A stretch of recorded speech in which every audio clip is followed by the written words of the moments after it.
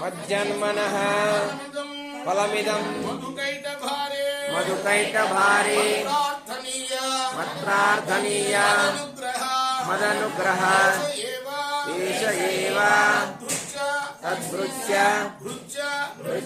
పరిచారక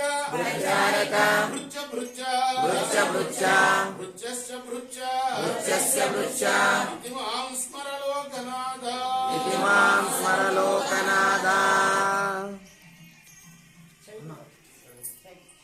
వైకుంఠ ఏకాదశిలో మరి దేవతలకి మనం చెప్పుకున్నాం కదా, మనకు 365 రోజులు, వాళ్ళకి ఒక రోజు కింద లెక్క. కాబట్టి ప్రతిరోజు వాళ్ళకి తెల్లారగానే ఏం జరుగుతుంది, నాయకులందరూ దేవతల నాయకులు 33 మంది ఏకాదశి రుద్రులు, ద్వాదశాదిత్యులు, తర్వాత అష్టవసువులు, 2 వైద్యులు, అశ్విని దేవతలు, వీళ్ళందరూ ముందుండి వెనకందరూ భృత్యులందరూ ఉండి వెళ్తారన్నమాట, దర్శనానికి వెళ్తారు. వైకుంఠ ద్వారాలు తెరిచారు అని అంటామే, వైకుంఠ ద్వారాలు తెరవడం అంటే అది వాళ్ళకి రోజు ప్రక్రియ. మనమేమో సంవత్సరానికి వాళ్ళకు ఒక రోజు మనకు సంవత్సరం కాబట్టి జలార్ధవన అది గుర్తుగా మనం చేస్తున్నాం. అర్థమైందా? మనం ఒక రోజు చేస్తే ఈ పండగ రోజు చేసినట్టే లెక్క స్వామికి, అది అర్థం. మరి ఇక్కడ ఏంటి దీని అర్థం ఏంటంటే, నేను ఎలాంటి యోగ్యత లేనివాడిని, నీ పాద సేవకి అర్హుణ్ణి కాదు.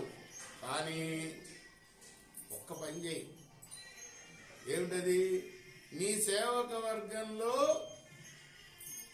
త్వద్భృత్య భృత్య పరిచారిక భృత్య భృత్యస్య భృత్య ఇది మాం స్మరలోకనాథ.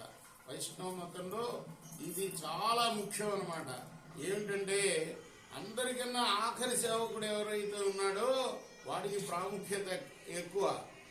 ఈయన అది అడుగుతున్నాడు ఇండైరెక్ట్గా. ఏంటంటే, నీ భృత్యుడిగా నియమించినందుకు చాలు, ఈ మాత్రం దయ చూపించవయ్యా, ఈ జన్మ ఎత్తినందుకు ఇదే నాకు సాఫల్యం. కాబట్టి ఒకడు వెనక ఒకడు ముందు అనేది ఉండకూడదు. ఆఖరిగా ఉన్నవాడి మీదనే స్వామికి ఎక్కువ ప్రేమ. దీని యొక్క అంతరార్థం. అండాలు తిరువడికి శరణం. కృష్ణార్పణమస్తు, సాయి కృష్ణార్పణమస్తు. ఇప్పుడు మనం మా గురువు గారు డివి రంగాచార్యులు గారు రచించిన తిరుమల తిరుపతి దేవస్థానం వాళ్ళు ప్రచురించిన గోదాదేవి గ్రంథం నుండి 1-2 పుటలు చెప్పుకుందాం. మదిగోరి విరహార్త మానసంబునను భక్తియుక్తులతోడ భజన సల్పినది నా మనసు హరించే నలినాయతాక్షి వినుత సద్భక్తితో వేగకొని రెండు శ్రీ నిత్య కళ్యాణు సిద్ధవాక్యములు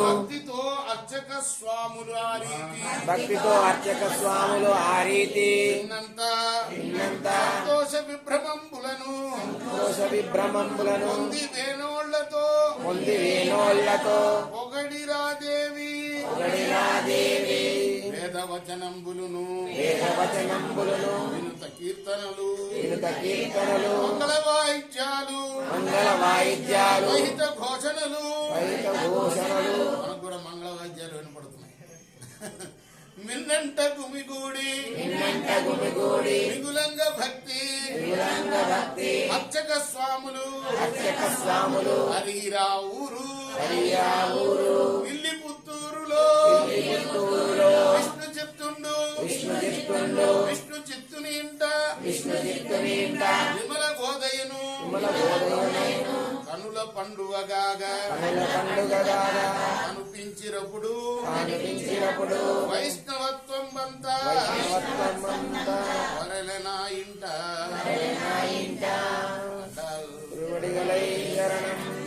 తుంగ కృష్ణం